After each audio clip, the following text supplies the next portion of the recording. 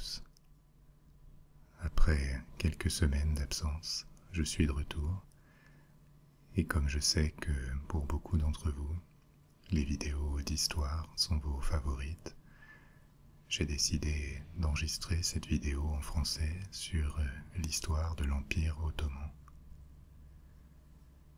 Donc on va revivre ensemble l'ascension, l'apogée, et ensuite le déclin, avec ses heures sombres, de l'un des plus grands empires de l'histoire.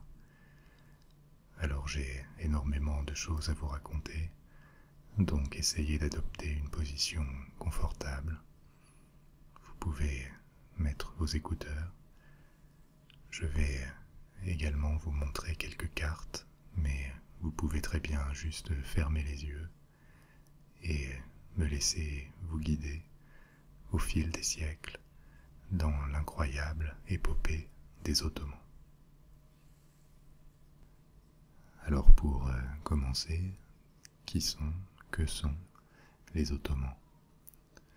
Ce n'est pas un peuple, c'est une dynastie de souverains, initialement à la tête d'une tribu d'origine turque, je vais y revenir dans un instant, qui a fondé et ensuite dirigé et agrandi un empire gigantesque sur 3 continents, à tel point qu'au XVIe et au XVIIe siècle, un peu partout en Europe, le nom de Turc était synonyme de menace, de conquête, voire d'invincibilité. Mais demandons-nous un peu qui sont les Turcs et d'où ils viennent. Aujourd'hui, au sens de la nationalité, un Turc est un citoyen de la Turquie, mais au sens ethnique et linguistique, historiquement, les Turcs sont un ensemble de peuples originaires d'Asie centrale et qui ont émigré vers différentes directions. Encore aujourd'hui, des peuples d'origine turque, comme les Kazakhs, les Ouzbeks, les Turkmènes, représentent la majorité de la population en Asie centrale. Ils sont aussi présents en Russie, en Sibérie par exemple. La région de Yakoutie est peuplée d'un peuple d'origine turque. En Chine, dans la partie occidentale de la Chine, on trouve une minorité, les Ouïghours, qui est également apparentée au groupe ethno-linguistique des Turcs. Et les Turcs ont également migré vers l'ouest, vers le Caucase, le Moyen-Orient, et une région qui s'appelait autrefois l'Anatolie, et qui représente la partie occidentale de la Turquie. Même si les différents peuples turcs partagent une origine commune et ont conservé des langages qui sont apparentés, ainsi que certains traits culturels et même religieux, dans leur très grande majorité ils sont musulmans, il y a une différence d'apparence extrêmement forte entre les différents groupes turcs. Ceux qui vivent en Asie et plus à l'est encore ont des traits très asiatiques, alors que ceux qui vivent en Turquie ou dans le Caucase, en Azerbaïdjan ou en Iran, ont des traits beaucoup plus méditerranéens ou caucasiens, parce qu'ils se sont énormément mélangés avec les populations locales qu'ils ont trouvées dans les régions où ils se sont installés. La fondation de l'État ottoman, qui n'est au départ qu'une toute petite principauté dans l'ouest de la Turquie, remonte à la fin du XIIIe siècle, en plein Moyen-Âge, et l'arrivée des Turcs en Anatolie, en Turquie actuelle, est à replacer dans un ensemble de vagues d'invasions, de migrations, qui sont en train de submerger progressivement ce qui restait de l'Empire byzantin. Alors, là encore, remontons un peu plus dans le passé pour comprendre la situation. Vous savez peut-être que dans les dernières décennies de l'Empire romain, l'Empire avait été séparé en deux parties. Une partie occidentale, l'Empire romain d'Occident, qui avait conservé Rome comme capitale, et cet empire occidental s'est effondré assez rapidement sous l'effet des invasions barbares venues notamment de Germanie, et un empire romain d'Orient avec une nouvelle capitale sur le site d'une cité grecque qui s'appelait Byzance, qui a été renommée Constantinople. En grec, littéralement, c'est la ville de Constantin, l'empereur qui fonde Constantinople, et qui aujourd'hui existe encore sous le nom d'Istanbul, la plus grande ville de Turquie, et jusqu'aux années 1920, la capitale de l'Empire ottoman. L'Empire byzantin va largement survivre à l'Empire romain d'Occident, et il va même prospérer dans les siècles suivants en récupérant certains des territoires qui appartenaient à l'Empire romain d'Occident qui a désormais explosé. Il va également être très important dans la consolidation et l'ascension de la ville de Venise. J'en ai parlé dans la vidéo sur l'histoire de Venise. Je vous mettrai le lien en copie dans la description. Et cet empire romain d'Orient, très imprégné par la culture grecque et resté fidèle au christianisme, va durer pendant des siècles, pendant à peu près 1000 ans de plus que l'Empire romain d'Occident. C'est une très longue histoire que je vous raconterai peut-être une autre fois, mais toujours est-il que progressivement, et malgré quelques sursauts, l'Empire byzantin à son tour va être submergé par des invasions. Déjà au moment de l'expansion musulmane, au 7e siècle, il perd une grande partie du Moyen-Orient, l'Égypte, l'Afrique du Nord, ce qui correspond aujourd'hui à la Syrie et à l'Irak, la Mésopotamie. Et ensuite, dans les Balkans, avec différents envahisseurs venus d'Asie, et également dans le Caucase et en Turquie, il va être progressivement démantelé. Il le sera d'ailleurs aussi du côté occidental par l'ascension de Venise qui va profiter de sa faiblesse et même détourner une croisade pour piller Constantinople. Quand au XIVe siècle, après avoir fondé cet État ottoman, les Turcs ottomans commencent à s'étendre. Ils vont le faire très largement au détriment de Byzance, qui à cette époque est totalement décadente et incapable d'empêcher ses envahisseurs de s'emparer de ces territoires. En 1299, quand l'État ottoman a été fondé par un homme qui s'appelait Osman, ou Osman Ier, ce nom est parfois orthographié Othman, et par déformation, c'est ce Othman qui a donné Ottoman. On retrouve le nom de la dynastie. Donc cet État va progressivement étendre ses territoires en Anatolie. Il avait été initialement fondé avec comme capitale la ville de Iznik, qui existe toujours en Turquie aujourd'hui. Cette capitale est ensuite déplacée dans la cité de Bursa, une autre ville qui existe également toujours. Et au milieu du XIVe siècle, les Ottomans commencent à sortir d'Anatolie et à s'installer sur le continent européen, en Grèce, en s'emparant de territoires qui appartenaient à l'Empire byzantin et progressivement en encerclant la ville de Constantinople, à tel point qu'au début du XVe siècle, les possessions de l'Empire byzantin, qui n'a plus d'empire que le nom, se limitent à Constantinople et ses environs et quelques territoires dans le sud de la Grèce.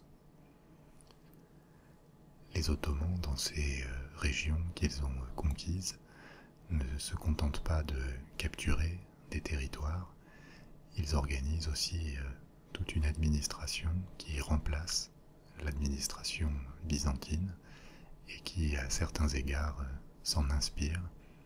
Ils ne vont pas être seulement les destructeurs de Byzance, mais aussi ils vont s'en inspirer et à beaucoup d'égards continuer un certain nombre de traditions héritées de l'Empire romain d'Orient. L'administration ottomane est très stricte, très centralisée. Il y a un système politique qui va perdurer pendant des siècles après avoir été créé à cette époque, avec des institutions comme le grand vizir, une sorte de premier ministre qui est nommé par le sultan, le chef des Ottomans, et qui s'occupe de gérer l'administration de l'Empire. Également l'institution du divan.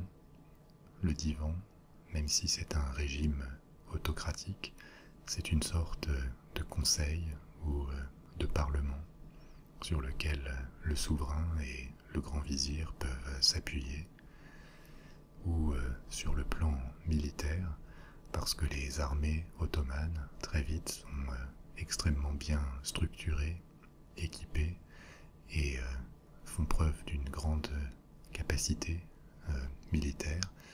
Ils créent un corps qui s'appelle les janissaires, et qui est une sorte d'infanterie d'élite formée avec des esclaves capturés sur les territoires chrétiens, convertis à l'islam et entraînés avec une discipline de fer pour devenir des soldats totalement dévoués au sultan ottoman.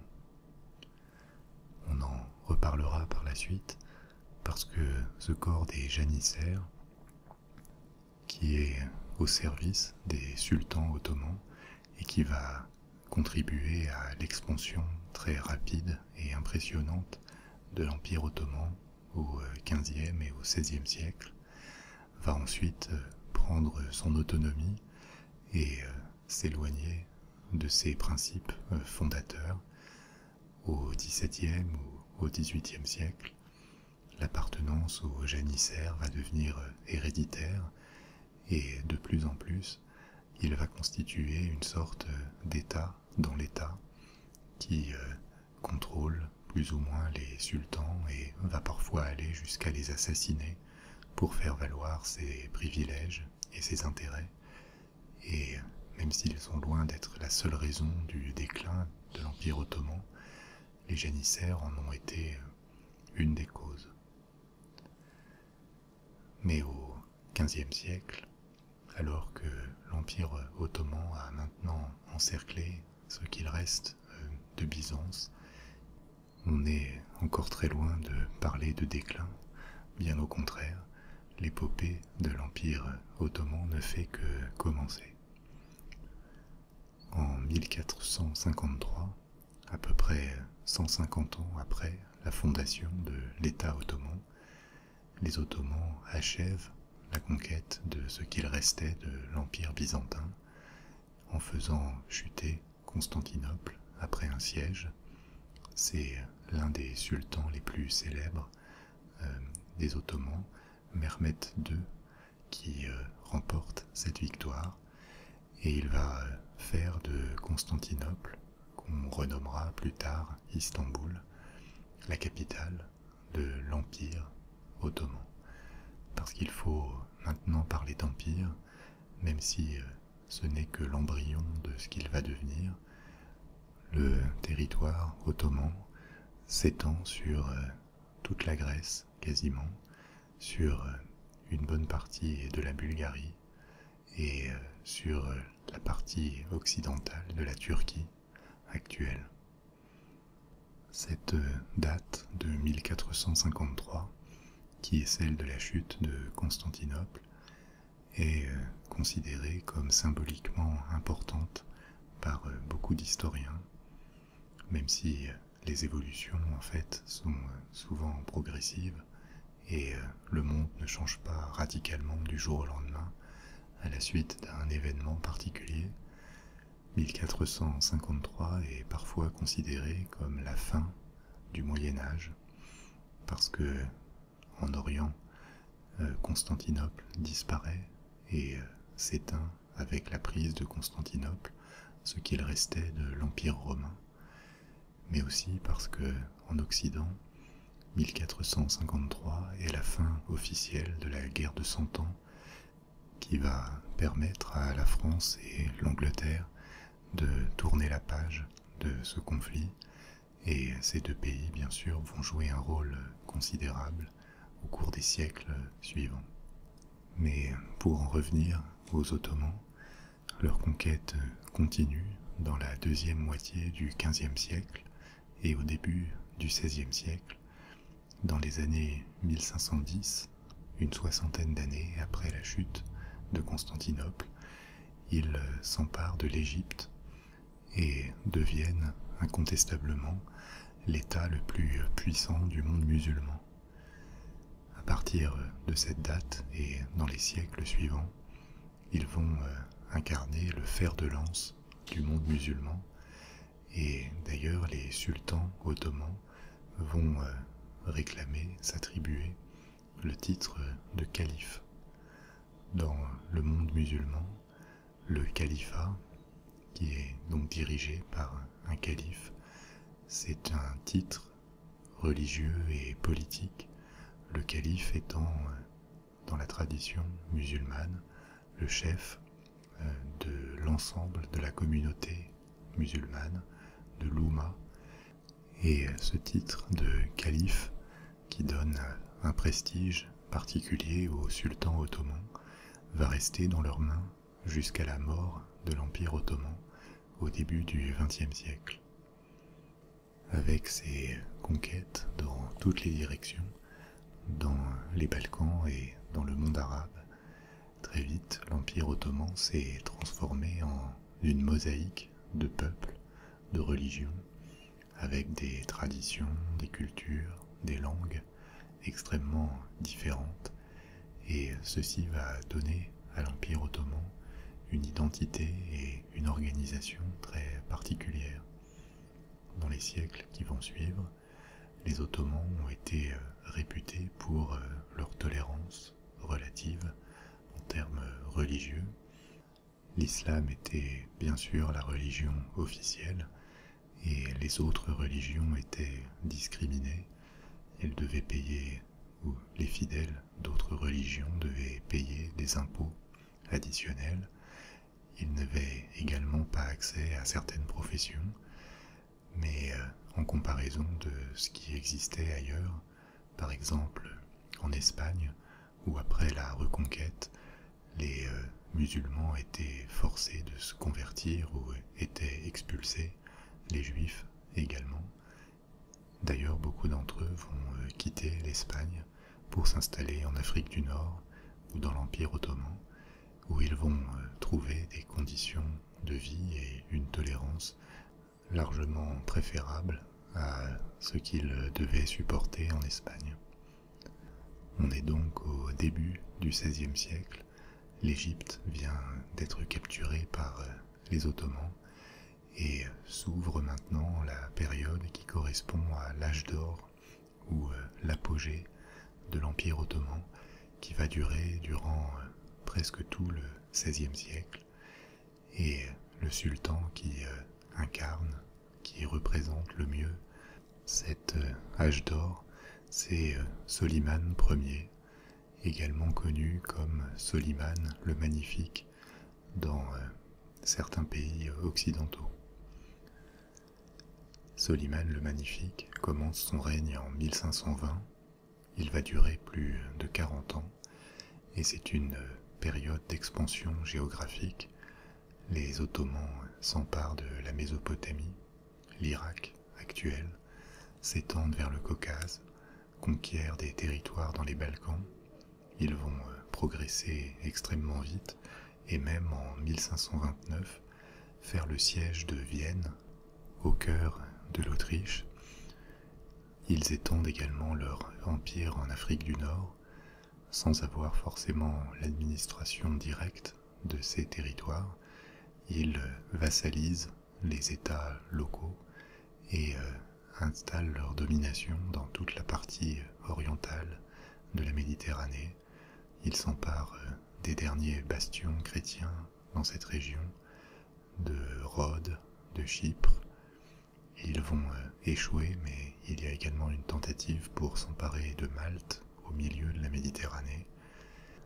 Et pendant cette période, les Ottomans apparaissent comme le fer de lance du monde musulman, le nouveau fer de lance de l'islam, qui avait connu une phase d'expansion extraordinaire au 7e siècle, en s'étendant sur toute l'Afrique du Nord et même le sud de l'Espagne, en s'étendant vers l'Asie centrale, vers l'Inde, même vers l'Indonésie, dans un mouvement de conquête extrêmement rapide, avant de connaître, dans les siècles suivants, une fragmentation, une perte d'unité et de pouvoir, et les Ottomans apparaissent comme ceux qui vont donner à l'islam un deuxième souffle et à nouveau unir l'ensemble de la communauté musulmane dans un unique État.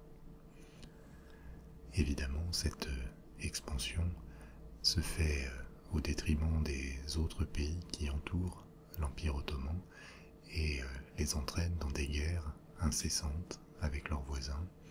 Il y a des guerres avec la Perse qui au début tournent assez mal pour les Perses, mais qui vont rester jusqu'au bout un ennemi féroce de l'Empire ottoman. Et surtout, du côté occidental, dans la Méditerranée, dans les Balkans, il y a une rivalité féroce avec les Habsbourg.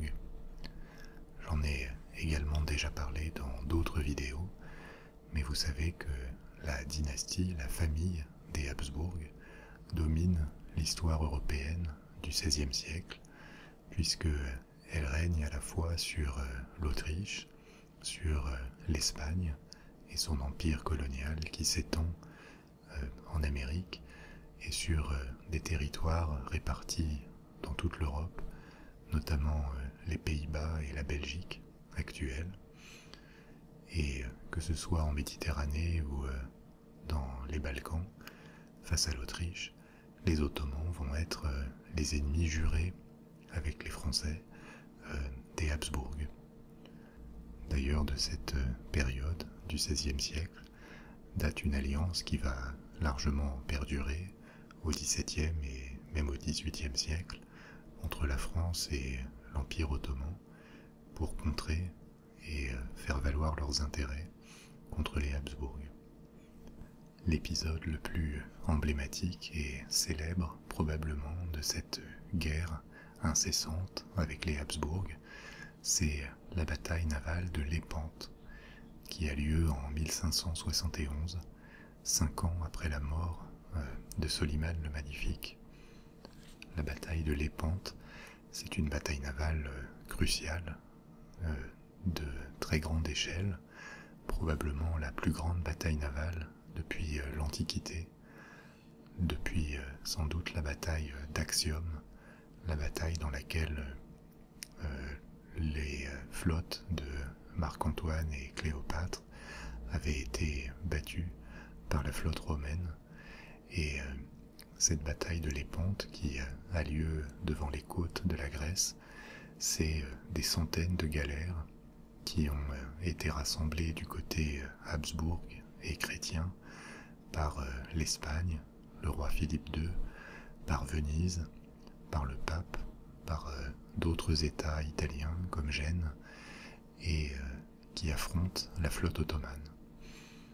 La bataille va tourner à l'avantage de la coalition chrétienne et entraîner la destruction de la flotte ottomane, ce qui n'aura par la suite pas forcément beaucoup d'impact sur le contrôle de la Méditerranée orientale par les Ottomans, parce qu'ils vont reconstruire leur flotte, mais qui a un grand impact psychologique en Espagne et en Italie, puisque pour la première fois, les Ottomans ont été battus dans une grande bataille et leur réputation d'invincibilité va mourir avec cette bataille de Lépante, redonnant confiance aux Européens. Mais le XVIe siècle ottoman, ça n'est pas seulement un siècle d'expansion et de gloire militaire, c'est aussi un siècle de rayonnement intellectuel, artistique et architectural. Si vous visitez Istanbul ou même d'autres villes de Turquie, vous verrez des exemples magnifiques de l'architecture ottomane de cette époque. L'architecte le plus célèbre de l'histoire ottomane, probablement, s'appelle Sinan, et c'est lui qui a créé, dessiné certaines des plus grandes mosquées d'Istanbul, dans une architecture qui mélange différentes traditions. La tradition byzantine, cette architecture des mosquées turques s'inspire en bonne partie de l'architecture byzantine, de la tradition arabe et musulmane, mais aussi de l'héritage turc.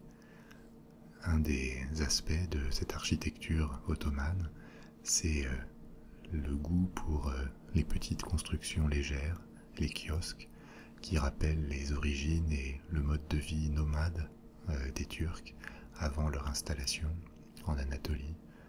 Par exemple, si vous allez à Istanbul, vous visiterez le palais de Topkapi, qui a été le palais des sultans, et dans le parc et à différents endroits, on voit ces kiosques, cette architecture ouverte qui rappelle les tentes des nomades.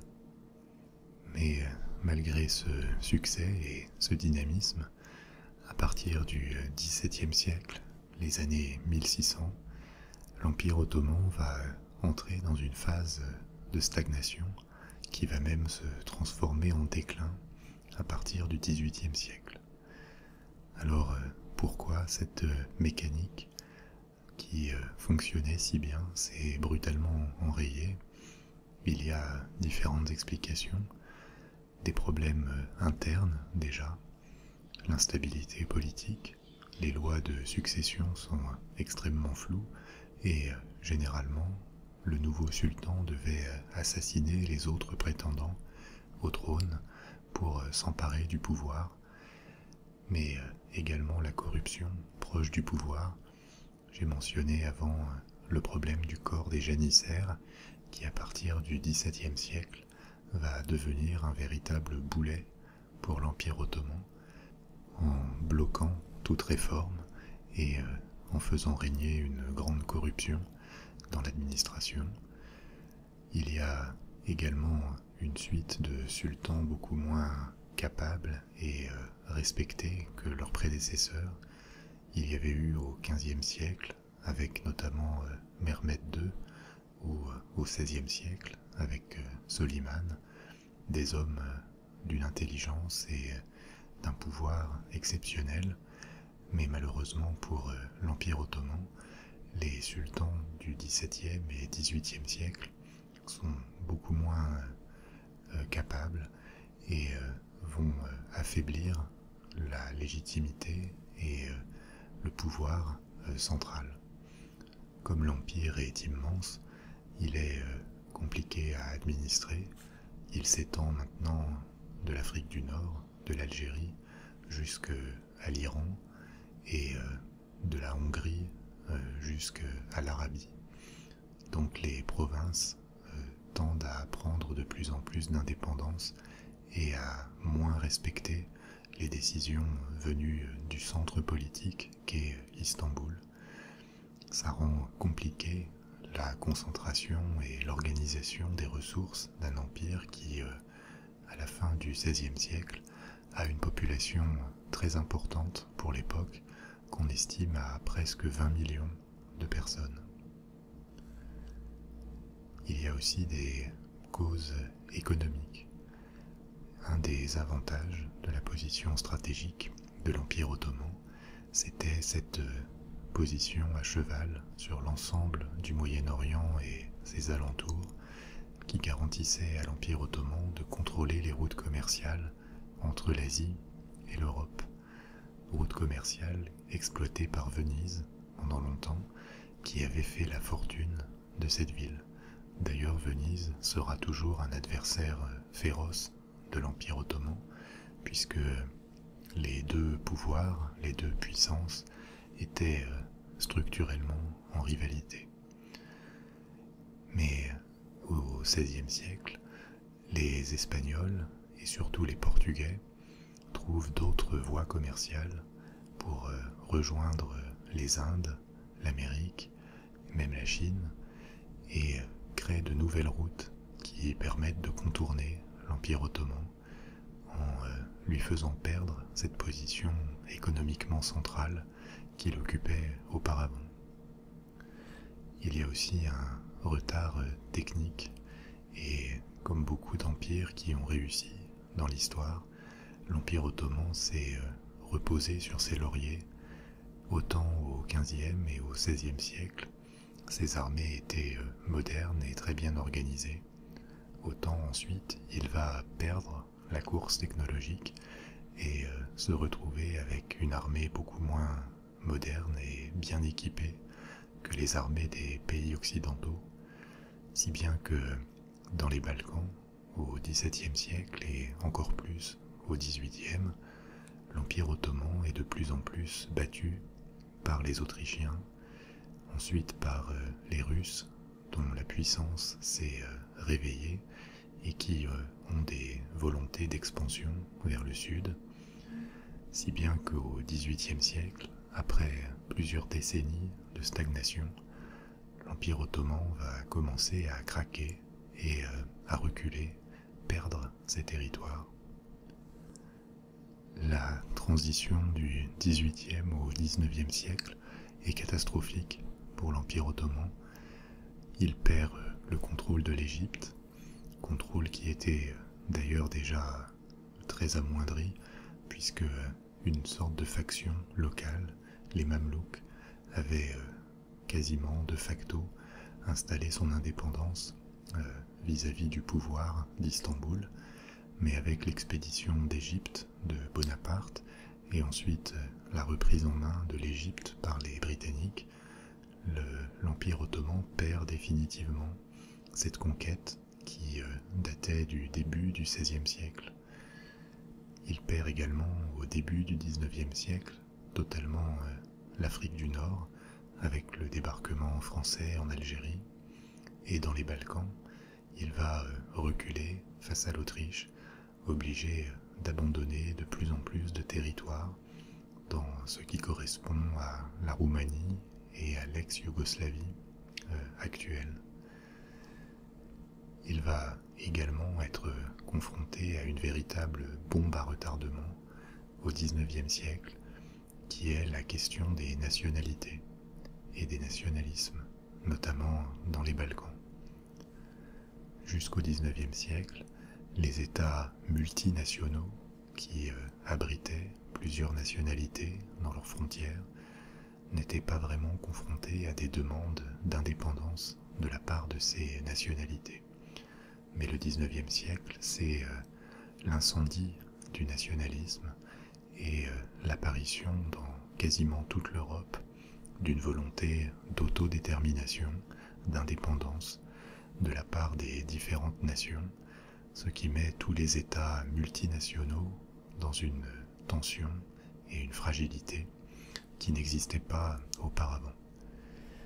Et pour l'Empire ottoman, très vite, le nationalisme va entraîner des pertes de territoire.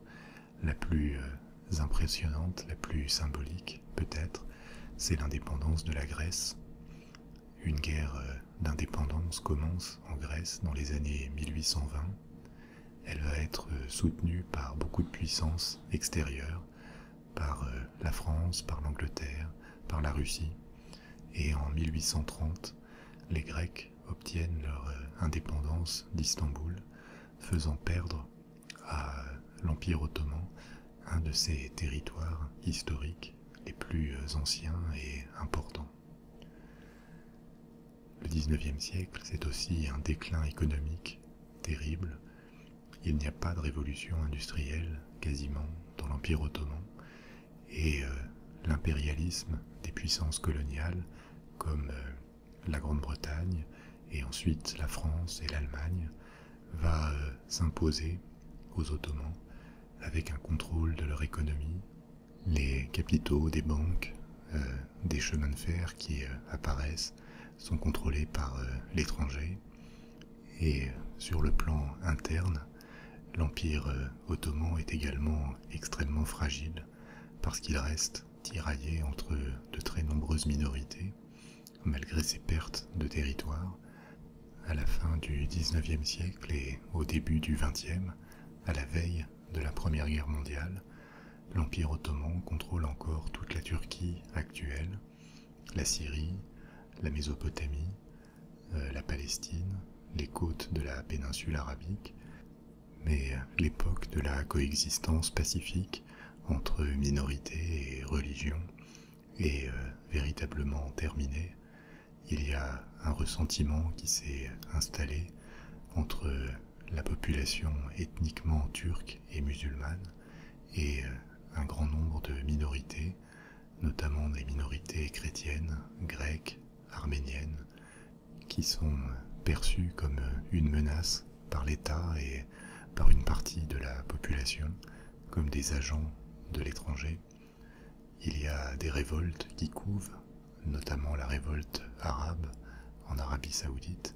C'est toute l'histoire de Lawrence d'Arabie et de cette lutte pour l'indépendance que vont engager les Arabes contre l'Empire ottoman.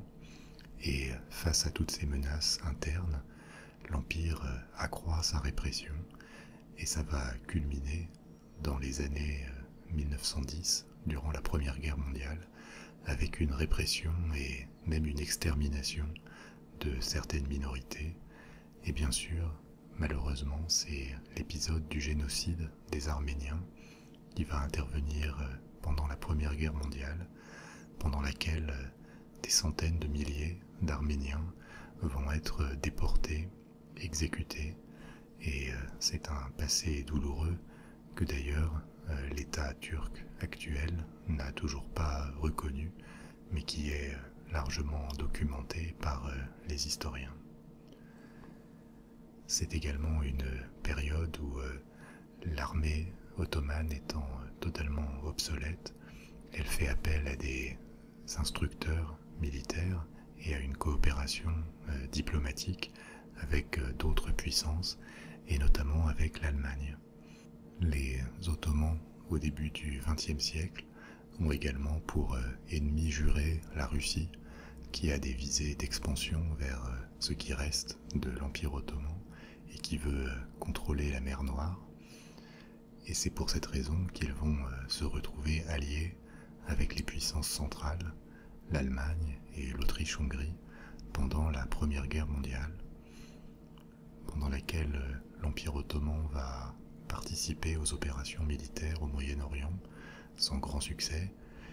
Il va quand même réussir à repousser une tentative d'invasion à grande échelle organisée par les Alliés, notamment avec des troupes britanniques, australiennes et néo-zélandaises qui tentent un débarquement dans la région de Gallipoli, près du détroit dit des Dardanelles, entre la mer Noire et la mer Égée, un détroit extrêmement stratégique qui est contrôlé par les Turcs, et les Ottomans vont réussir à repousser cette tentative d'invasion. Mais suite à la défaite des puissances centrales après la Première Guerre mondiale, l'Empire ottoman va être réellement démembré par les Alliés qui sont victorieux, et surtout par l'Angleterre et la France qui ont, pendant la guerre, organisé le partage du Moyen-Orient à leur profit et au détriment de l'Empire ottoman. C'est à ce moment-là que la France récupère le mandat sur la Syrie et le Liban, alors que les Anglais prennent possession de l'Irak, de la Mésopotamie et de la Palestine. Après la Première Guerre mondiale, l'Empire ottoman est totalement déliquescent. Il a été réduit aux frontières actuelles de la Turquie. C'est une petite fraction de l'espace qu'il dominait quelques siècles auparavant, et il va définitivement s'effondrer en 1923 avec la proclamation par Atatürk, probablement l'homme le plus important de l'histoire turque du XXe siècle, Mustafa Kemal, surnommé Atatürk, qui proclame la République de Turquie, qui déplace la capitale de Istanbul vers Ankara, au centre de l'Anatolie, et qui fait de la Turquie un État laïque, moderne, avec une ambition de réforme et de tourner la page de l'Empire ottoman qui a définitivement disparu. Voilà, il y aurait évidemment beaucoup d'autres choses à dire, mais j'ai parlé déjà plus de 40 minutes, donc je vais vous laisser là pour cette fois, en espérant, comme toujours, que ce moment vous a intéressé. Vos commentaires, vos suggestions sont les bienvenus, et je vous dis à bientôt pour une nouvelle vidéo en français. Au revoir.